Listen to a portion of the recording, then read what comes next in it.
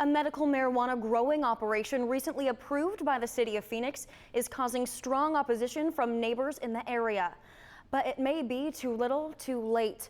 Cronkite News reporter Jamie Warren spoke with some of the dozens of community members who gathered at an appeals meeting this afternoon. Jamie? The community members I spoke with today say they aren't opposed to medical marijuana. They just don't want 20 acres of it growing within 1,000 feet of their backyards.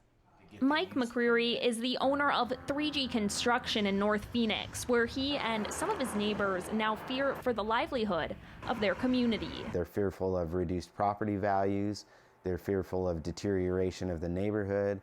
They're fearful of odors. The reason? It would be tough. The city of Phoenix has approved construction of a medical marijuana growing operation less than 1,000 feet from a neighborhood. Mike's business shares the property line with the facility. The city and state ordinance says that these types of facilities cannot be within 1,000 feet of a residential zoning district. Neighbors say they were never notified about the proposal, and now that it passed, they aren't happy. Obviously, it was disappointing that it passed through the city without people having the opportunity to be informed. Dozens of opponents showed up today to protest the decision at the city's Board of Adjustments meeting, but Christopher DePero, representing the city's Planning and Development Department, told the board both the company and city have followed proper procedure. All of the notice that the city requires, that all notice was provided.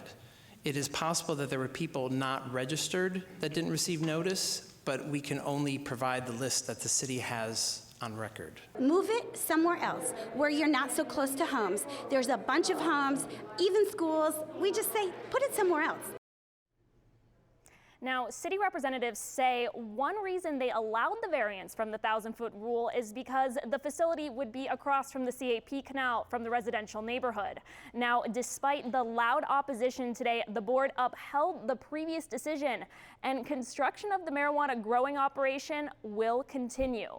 Opponents tell Cronkite News they now plan to take their efforts to the courts. Live in the broadcast center, Jamie Warren, Cronkite News.